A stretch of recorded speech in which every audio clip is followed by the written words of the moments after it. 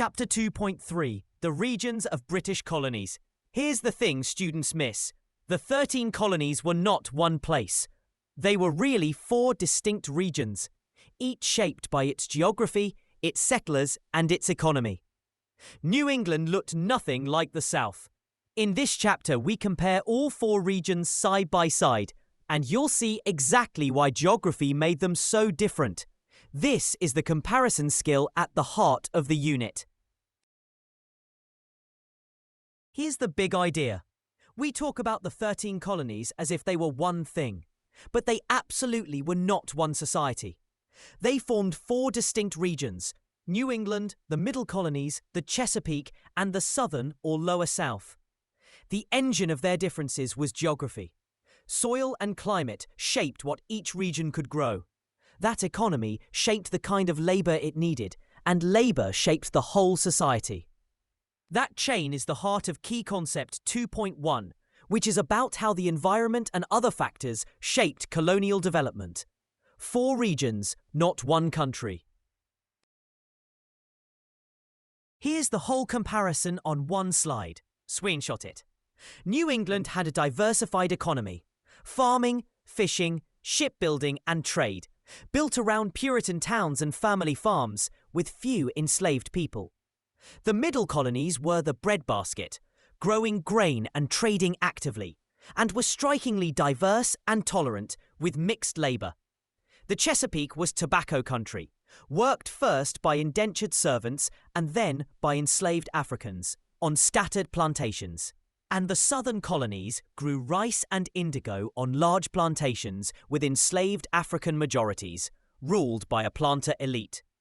Now let's take each region in turn. Region 1, New England. Colonies like Massachusetts, Connecticut, and Rhode Island. They were settled largely by Puritans seeking to build a model religious community, John Winthrop's city upon a hill. The land was tough, rocky soil and cold winters, but excellent harbours. So the economy diversified. Small family farms plus fishing, shipbuilding, timber and trade. Society centred on tight-knit towns governed by town meetings, organised around families and the Congregational Church, and it prized education, founding Harvard in 1636. New England, faith, family and a mixed economy. Region 2, the Middle Colonies. New York, New Jersey, Pennsylvania and Delaware. Blessed with fertile soil and navigable rivers, they became the breadbasket, exporting grain and wheat. They were by far the most diverse region, home to Germans, Scots-Irish, Dutch and English of many faiths. Pennsylvania, founded by the Quaker William Penn as a holy experiment, was famous for religious tolerance and, early on, fair dealings with native peoples. Bustling port cities like Philadelphia and New York anchored a thriving commercial economy. The Middle Colonies, diverse, tolerant, and grain-rich. Region 3, the Chesapeake, Virginia and Maryland. Settlers came chasing economic opportunity, and they found it in one crop, tobacco, which boomed after John Rolfe. The warm climate and river systems were perfect for it. At first, tobacco was worked by indentured servants, poor English migrants who traded years of labour for passage. But after Bacon's rebellion in 1676 exposed the dangers of a large class of landless former servants, planters shifted decisively to enslaved African labour. Society was spread out across plantations, with weak towns, an early gender imbalance, and high mortality. The Chesapeake, tobacco, and a shift from servants to slavery.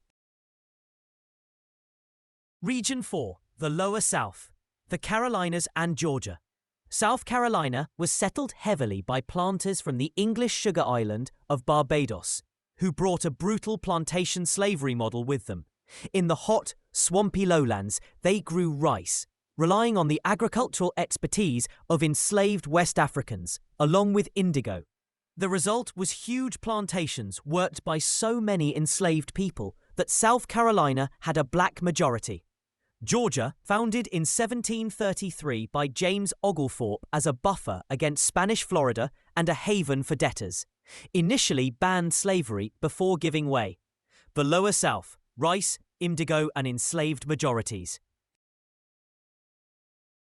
Let's make the core idea crystal clear, because it's exactly what topic 2.3 tests. Everything flowed from geography.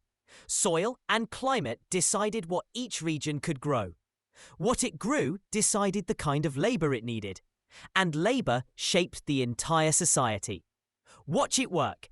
In the north, poor rocky soil and cold winters meant no profitable cash crop. So you got diversified economies and small family farms with little slavery. In the south, rich soil and a warm climate made cash crops like tobacco and rice hugely profitable, which demanded massive enslaved labour and produced plantation societies. Geography sets the chain: economy, then labour, then society.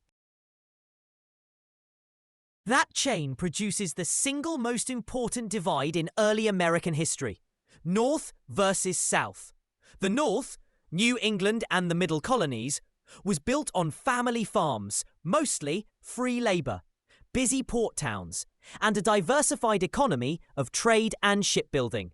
The South, the Chesapeake and the Lower South, was built on plantations, enslaved labour, scattered settlement, and economies dependent on a few cash crops. Notice that this north-south divide isn't a 19th century invention.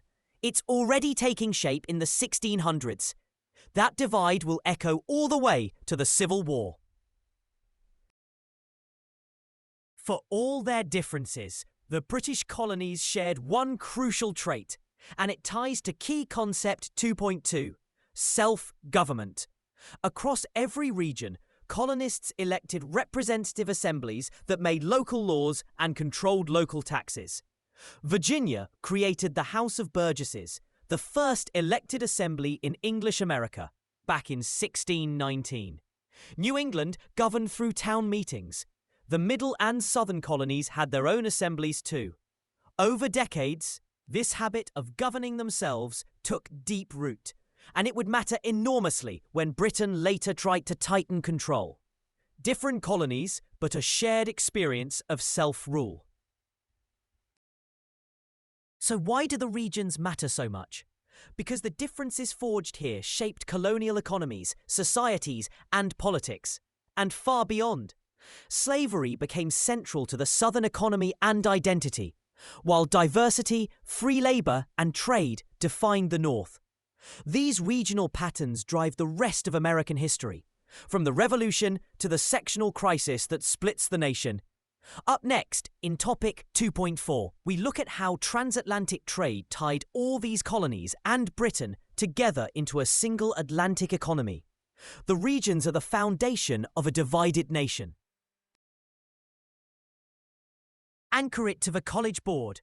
Key concept 2.1. Environmental and other factors shaped the development of distinct colonial regions, as Europeans competed with one another and with American Indians for resources.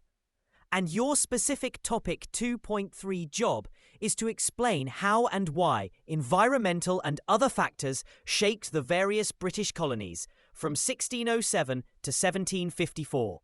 The key word is geography, but remember it's geography plus settlers, goals, and labour. In theme terms, this chapter is led, fittingly, by geography and the environment, soil and climate shaping everything.